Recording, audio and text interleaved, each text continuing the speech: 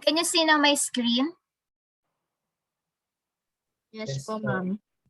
Okay, so let's proceed to staffing.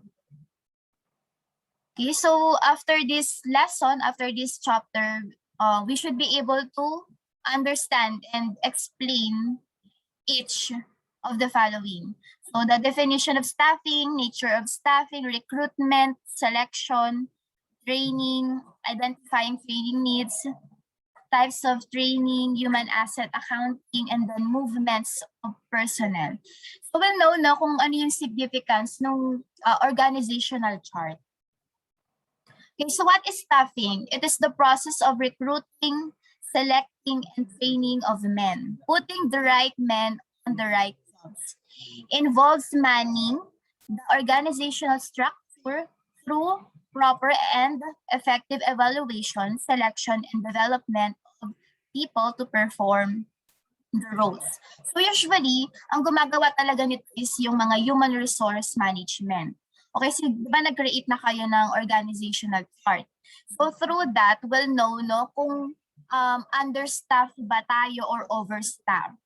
So, di ba dun sa i-create ng organizational chart, ina-expect ko na understaff kayo kasi 6 lang yung per members eh. And then, pag nag-create kayo ng organizational chart, mangangailangan pa kayo ng tao, especially para dun sa subordinates ng operations manager.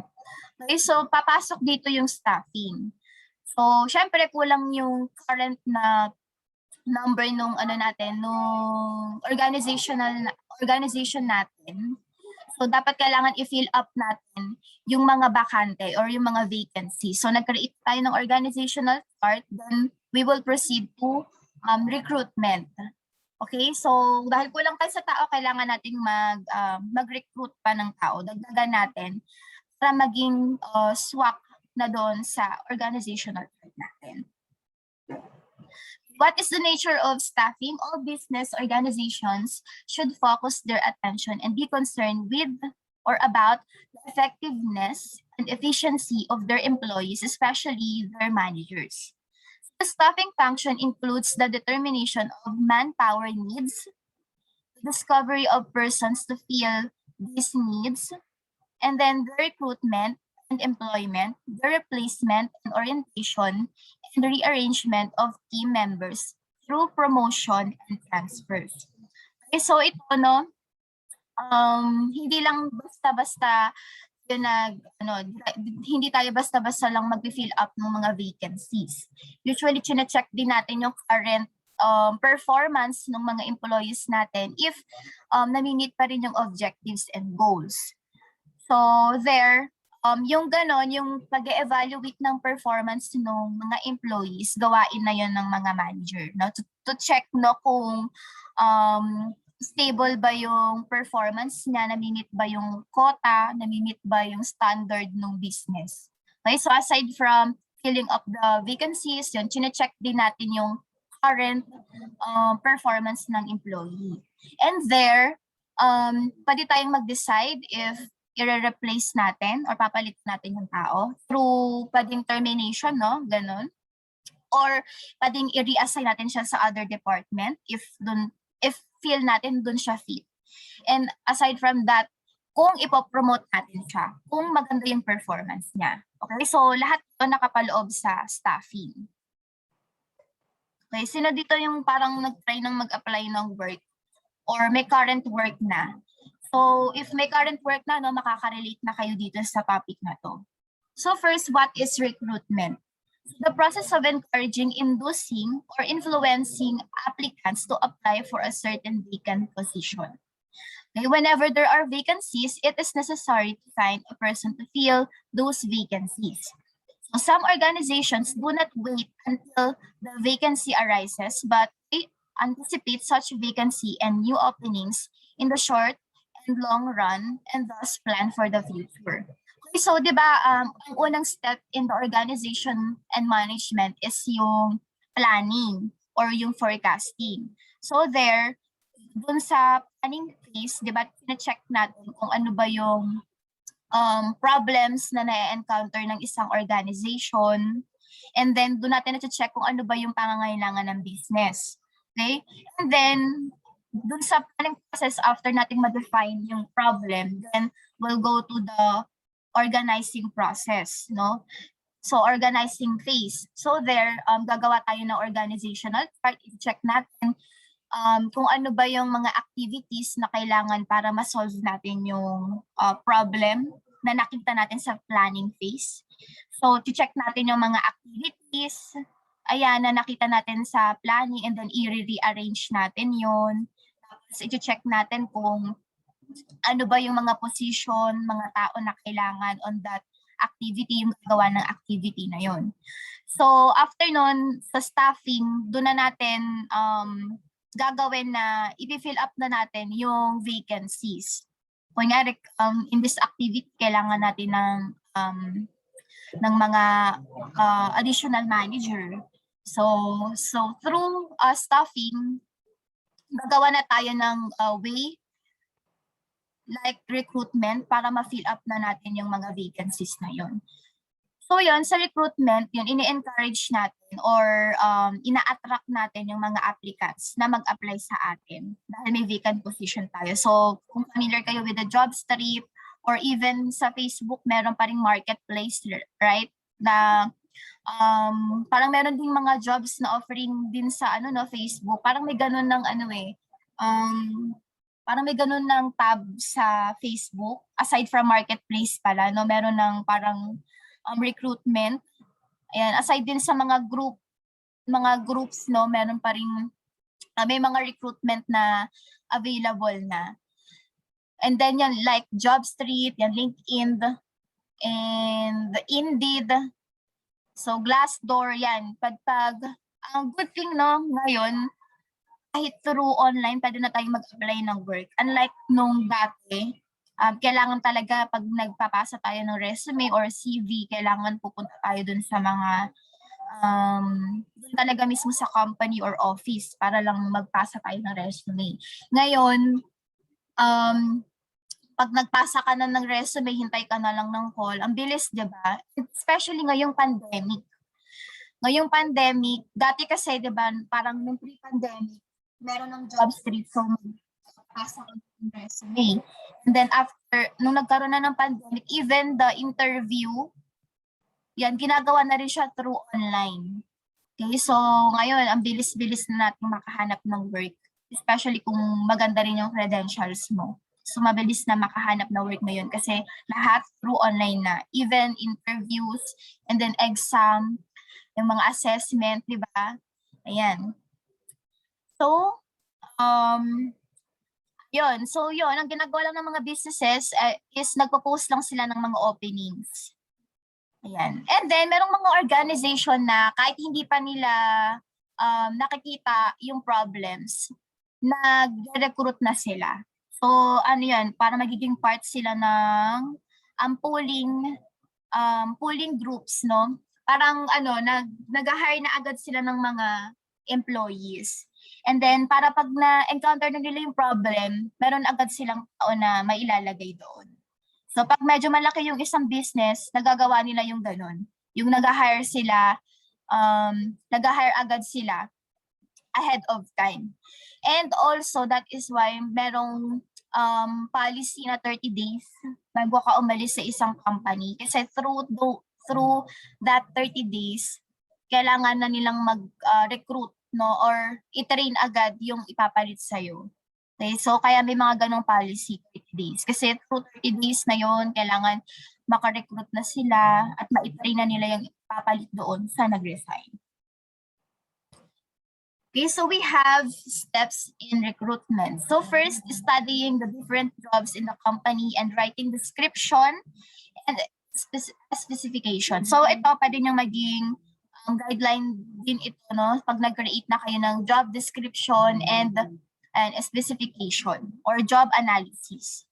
Okay, so di ba through organizational chart, na-check natin yung mga iba't ibang work, iba't ibang activities na kailangan lagyan ng tao. So job description defines the duties and responsibilities of a particular position. So a description of duties and responsibilities attached to the job enables the employment officer to determine the special qualification which an individual must possess in order to do the job successfully. So job specification gives the specific qualifications required for the position. So amount and type of experience, special training, skill and physical demands, age, and others. So yan, kung meron na sa inyong nag-try na maghanap ng work or nakakakita kayo ng mga advertisement na naghahanap sila ng advertisement na may vacancies sa ganong company. So usually makikita natin job description and job specification. So ano yung pinagkakaiba ng dalawa na to? When we say job description, ito yung list ng activities, duties and responsibilities nung position na yon. So for example, yung sa general manager. So yung sa general manager, usually ang part ng job description niyan is to check or to oversee the performance of its subordinates. Yun, his or her subordinates. Yun, isa sa mga job description din niya yun. Okay, so when we say naman job specification, ito yung parang criteria, no? Like, dito natin makikita yung hinahanap na highest educational background ng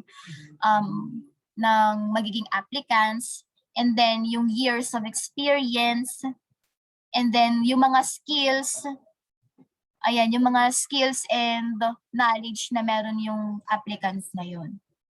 Okay, gets natin yung part na yun. So yun, dun sa sa organizational chart natin, ang hinahanap ko lang is yung job description. Okay, kasi sa staffing phase natin, ilalagay yung job specification. Kung ano ba yung tawag dito, kung ano ba yung mga criteria na gusto natin para doon sa vacancy na yun. So ito yung example ng job description. For the executive chef, excellent opportunity to join the bar setting restaurant group in the US with restaurant coast to coast, and the time is never better than now. So for example, para ma-check nila kung swak ba for the job description, kaya mag-create ng interesting and authentic menus. Yan, and then execute your menu consistently, the cost and control cost and proactively, and then being the face of the operation. Yan, to train and teach and mentor with passion, and then truly work with all departments. Okay, so for the job requirements, parang ano din to, job specification, like must have at least 3 years of restaurant management experience. Ganyan.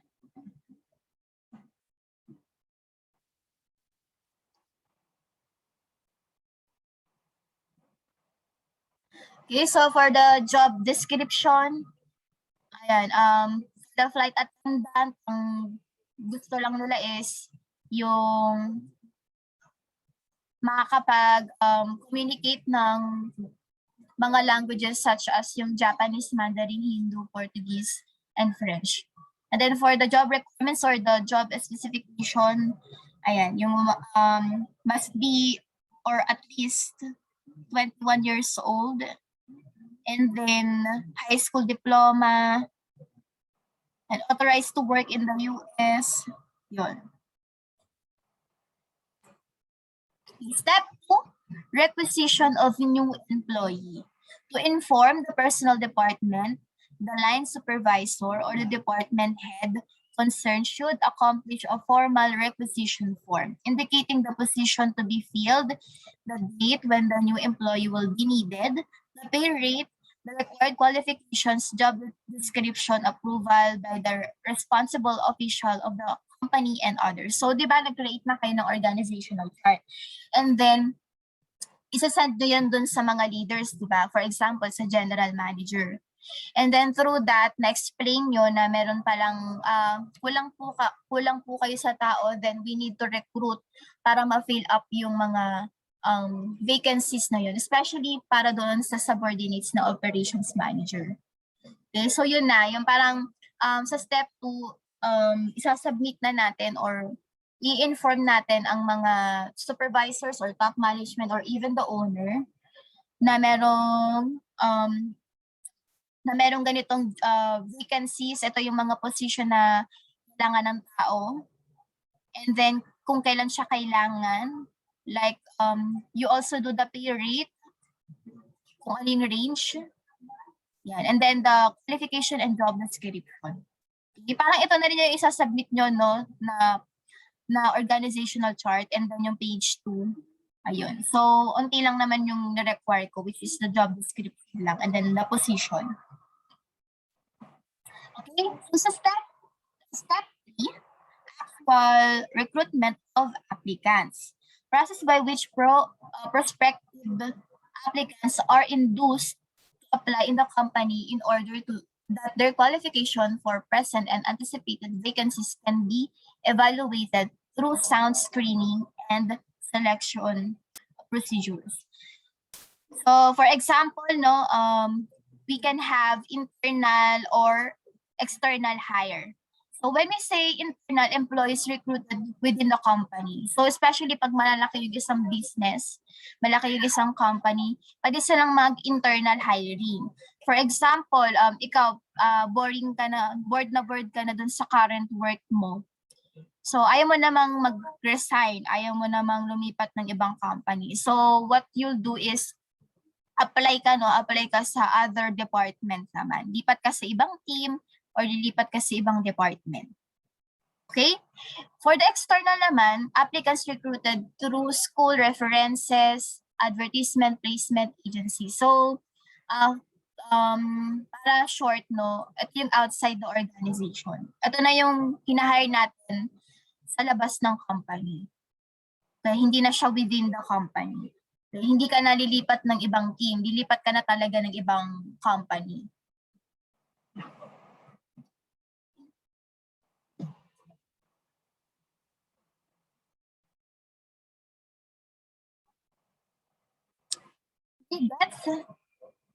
Okay, so after ng recruitment, of course, we have the selection process. So recruitment process and then the selection process. Mamimili na tayo, no, kung sino ba yung gusto nating applicants. Napipili na tayo. So in the selection process, it is the process of getting the most qualified applicant among different job seekers. For the step 1, reception of applicants, preliminary screening or site screening to eliminate undesirable applicants. Applicants are being interviewed to be considered or not for the further interviews or examination. So, pwedeng sa step 1, pwede itong i-screen lang natin yung resume nila. Kung yan, nag-send sila ng resume or CV, i-screen natin, no, kung pasok ba sila dun sa standard natin. If not, tatanggalin natin yung CV na yon. Okay? So step 2, preliminary interview. So yung purpose nito is how qualified the applicant. Yan. And then provide information of the job to create goodwill to the company. Interview uses the applicant's resume, employment test, and background investigation. So yun, diba nagsend na sila na resume, and then na-screen na natin, natanggalan natin yung mga hindi qualified, and then we'll check how qualified the applicant. So through interviewing them based on their submitted resume or CV. Okay, and then syempre ipoprovide natin yung description ng job, and then iti-check nila kung kaya ba nilang gawin yun. So yung ibang company nagawa sila ng mga exams or assessment to check kung aside dun sa resume nila, kung qualified pa talaga sila. Okay? And even some companies nagawa din sila ng background investigation. Especially pag mga bangko yung a-applyan natin. And thorough background investigation yung ginagawa nila. Kailangan for example, wala kang utang, malaking utang na hindi mo mabayaran, ganun. So, chine-check ng ibang company yun. Okay, so step 3, application form. Use for the following. As a guide when interviewing the applicant, basis for eliminating applicants with unfavorable personal data, matching the qualifications of the applicant, for checking applicant's record as part of employee's permanent record. So yun, minsan pag nag-apply tayo, aside dun sa CV na sinabit natin, bibigyan pa rin nila tayo ng application form. Okay, so yun, isa yun sa indication kung nagsasabi ka ba ng totoo. For example, ito yung resume mo, pero dun sa application form mo, iba yung sinasabi mo. So dapat matching pa rin, no? Consistent pa rin yung resume and CV mo with the application form. Yan. And then minsan, merong mga questions doon na situational. Then, check din nila no, kung maganda ba yung attitude mo or behavior mo. Okay. Minsan, through interview pa din. Ayun. So, i-eliminate nila no, yung mga applicants na merong bad behavior or unfavorable personal data din. Ayan. And then, matching the qualification, again, kung consistent ba yung data na nilagay mo sa application form with your CV, submitted CV or resume. And then for checking applicants' records, and then, siyempre, para permanent record nila. Or permanent dates nila. Okay, so after that, employment test. Yan. So, ang daming test, no? Yan. So, after the application form, ayan, magkakaroon ka pa ng mga series of examination or test, even medical exam, yan, kung pumasa ka man. Yan, so nasa step 6 yun, no? So maraming exam. Final selection by immediate supervisor and department head. So after mong dumaan sa kamay ng human resource management, yung mga HR, yan, yung mga nag-i-interview, yung final selection will be done by the immediate supervisor or department head or even the manager or even the vice president. Okay? So, management's decision, applicant's best fit for the job, and yung decision din ng applicant if the job is really for him. So, dapat through interviewing, parang as an HR, kailangan mong i-disclose kung ano ba talaga yung job description niya, ano yung mga expected tasks and activities niya. Supervisor's decision if the applicant can work for him and the team. So usually pag supervisor yung nag-i-interview, sina-check nila yung attitude mo or behavior mo. So they'll give you situational na questions. Yan. For example, willing ka bang mag-OT hanggang madaling araw? Yan, syempre tayo, yes lang tayo ng yes, di ba? Para maging swak tayo doon. Yan, they'll check kung ano ba yung nagmamotivate sa'yo to work hard. Ayan. Or how you view that job. So there. So sa step 6, no, kung nakapasa ka na sa immediate supervisor and sa HR, sa manager, then pag nakapasa ka na, no, then they'll check your physical and medical exam. Okay, so syempre no, kailangan healthy din tayo. Kasi kahit na nakapasa tayo sa mga exams, nakapasa tayo dun sa mga technical test, ayan, sa interview, magaling tayong sumagot, pero palpak naman tayo sa health. Parang during our study, no, pinabayaan natin yung sarili natin. Nag-aral lang tayo na nag-aral, nag-quit tayo mag-aral hanggang nagkasakit tayo. So, definitely, babaksa ka sa medical exam. Okay? So, dapat balance lang. Yan. So, habang nag-aaral, magpapahinga pa rin tayo. So, through physical and medical exam, must pass the medical and physical exam to prevent contamination of diseases and hiring of liability employees. Okay, so baka meron ka palang existing na sakit kasi pinabayaan mo yung sarili mo. And then, maaring mahawaan mo pa yung ibang ka-work. Okay, so mahalaga pa rin yung medical exam.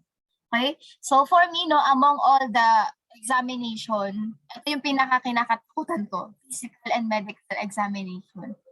Okay, kasi napabayaan ko din somehow yung sarili ko during studies.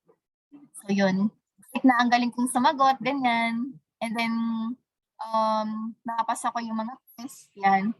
So, nakabahan pa rin ako sa medical exam. Okay? So, after no, kung nakapasa naman tayo sa medical exam, duty din tayo at the same time, nakapasa tayo dun sa mga assessment and interviews. So, step 7 is the hiring. Yan. So, applicant to the HR department for the completion of the hiring process. So, for example, yung mga, ano ba yung mga kailangan, no? For example, yung mga requirements such as yung mga valid IDs, yung mga NBI, ayan, yung mga backup mo for the FSSC, health and pag-ibig. Ayan, so isasubmit mo yan sa HR. Okay? And then, after mong makomplete yung ganon, yung nakuha mo na yung, nasubmit mo na lahat ng mga requirements, and then, magpo-proceed na sa orientation, induction, and indoctrination.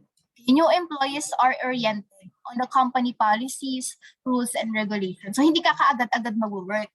Okay? So, syempre, kailangan muna nilang i-introduce sa'yo yung company.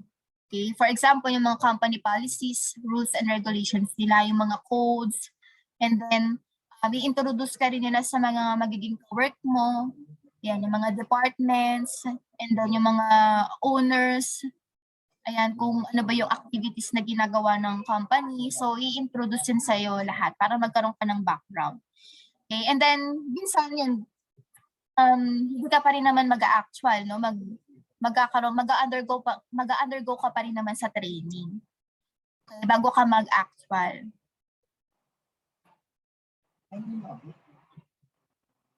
Okay, so nagets natin yon. So pag nag-apply na tayo, meron na tayong background. Okay, so next, syempre no, after mo ma-hire, then you'll proceed to training.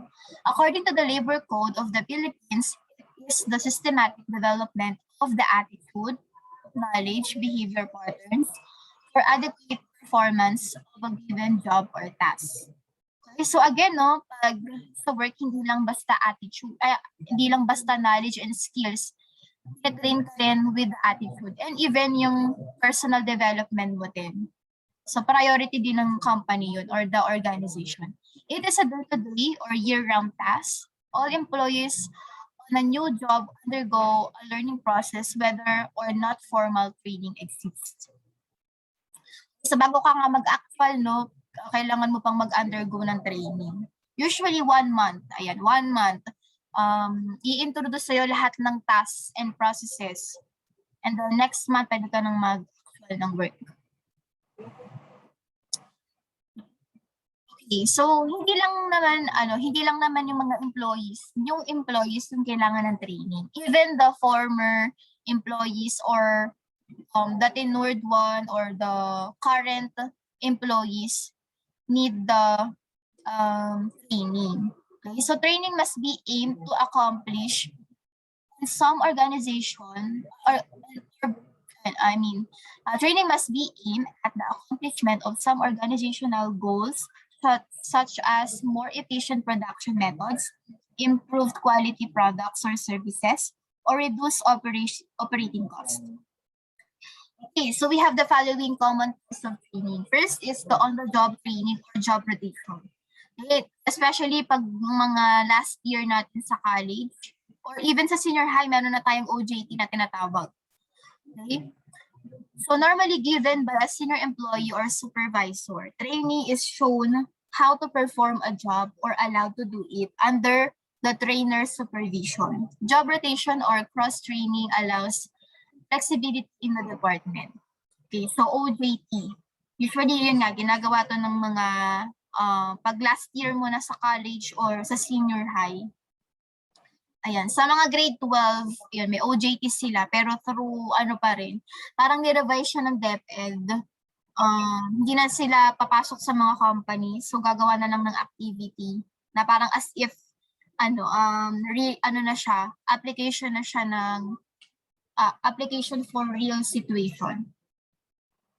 And vestibule training, procedure and equipment similar to those used in the actual job are set up in the special working area. Trainee is taught how to perform the job at a comfortable pace without the pressure of production schedule. Okay? Parang ano no, procedure and equipment similar to those used in the actual job. Parang ano to, mga fake one. For example, sa scenario ng mga nurse, ayan, hindi sila agad-agad sinasabak sa actual job. No, kasi i-risk nila yung mga buhay ng patient eh. So, syempre, need na muna nilang i-train no, using the artificial one or parang prototype nung mga totoong equipments or ayan, para lang ma-experience nila. Usually yun, sa mga medical or medicine na field, ganito yung ginagawa nila. The apprenticeship training generally lasts from 1 month to 1 year. During this time, the trainee works under the guidance of a skilled worker. So ito yung tinatawag na body-body system sa work environment. Okay, so merong ina-assign sa'yo na isang skilled worker to guide you for max na yung 1 year. Ayan. Kung may mga questions ka, pwede mong tanongin yung kabady mo. And usually, ganito yung scenario sa sa work ko. Ayan. Pag bago ka, meron kang body system. Okay, so next, classroom training, use of classroom for teaching. So yun. Next is classroom training, use of classroom for teaching actual material, concept, principles, and theories. Ayan. So I think, ginagawa ito pag driving, di ba?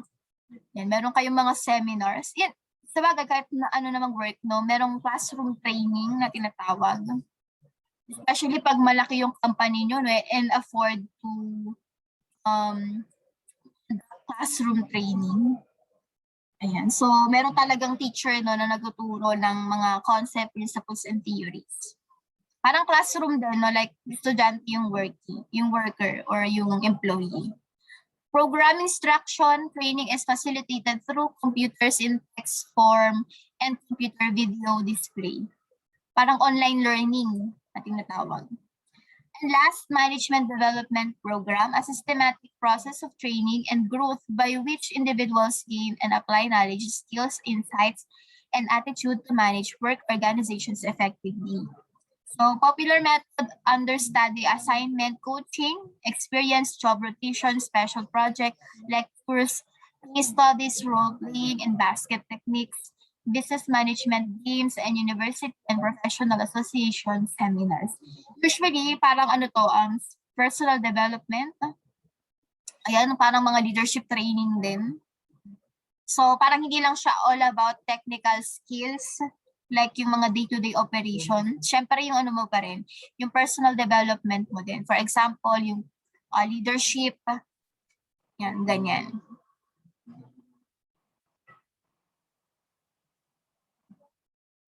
Any question? Okay, none.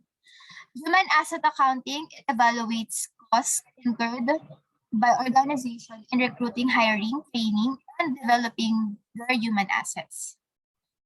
Okay, so method in finding the financial value, startup costs derived from original cost of hiring and training personnel as well as the cost of developing working relationship. Okay, and then yung replacement cost, it is the estimated cost of replacing the current employees with other equivalent talents and experience. Kung nga may pinalitan tayong employee, no? Kung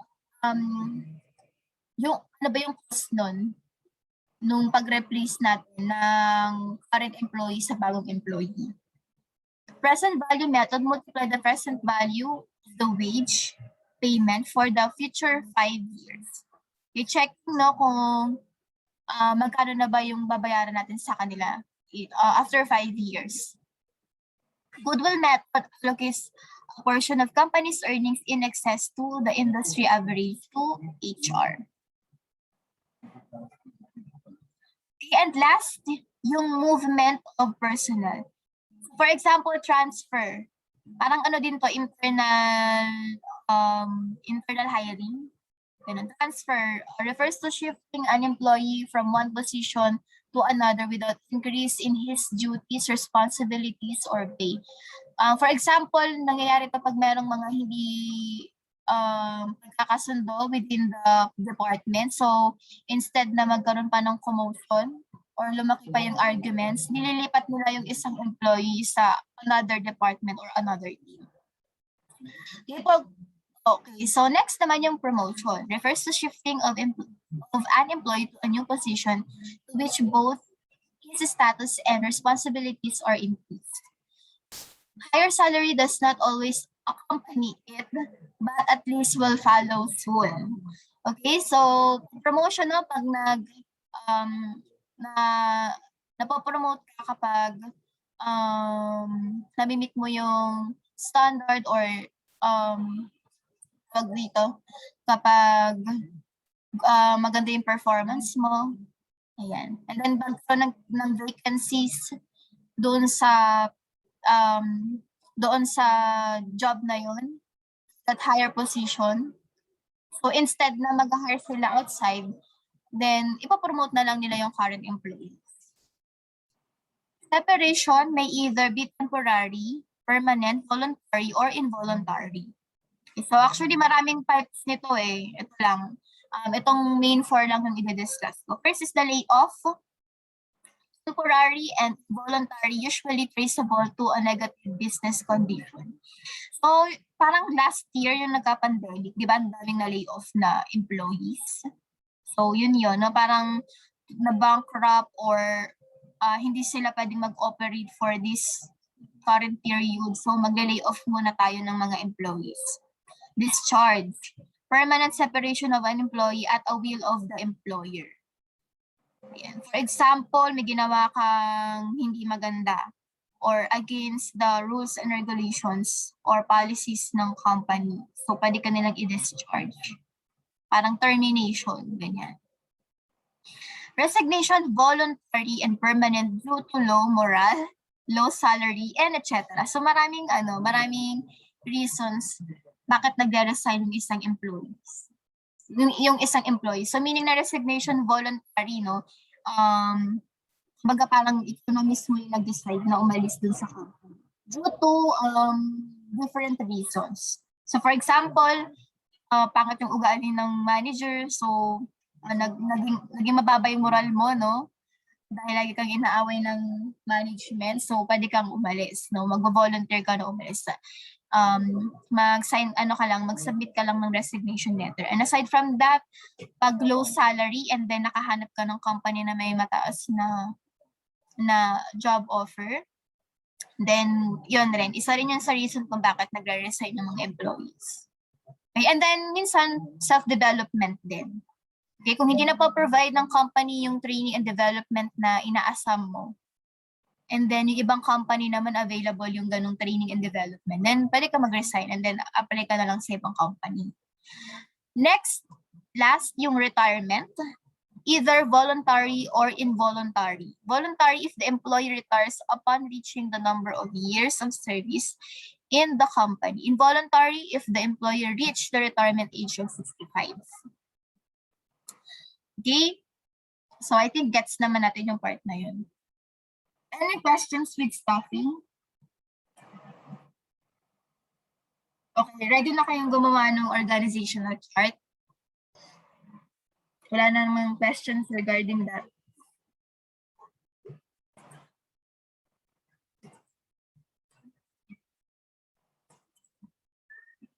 Gets na natin yung job description.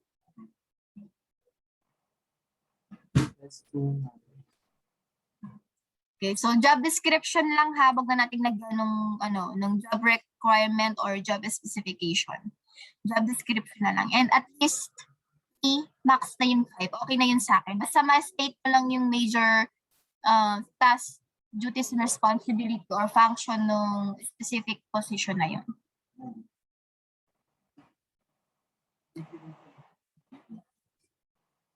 Okay? Wala na? Wala nang question? Ano po? Okay, so if wala na, ayan, yan, we can now end the discussion for organization and management. Okay, so thank you guys. Yun, yung mag-i-stay lang dito yung EBM. And for the guys, if may questions, just send me message through Facebook. Okay, so thanks guys. Yan, for the EBM, and I'll be back. Break muna tayo ng 15 minutes. Okay? Sige.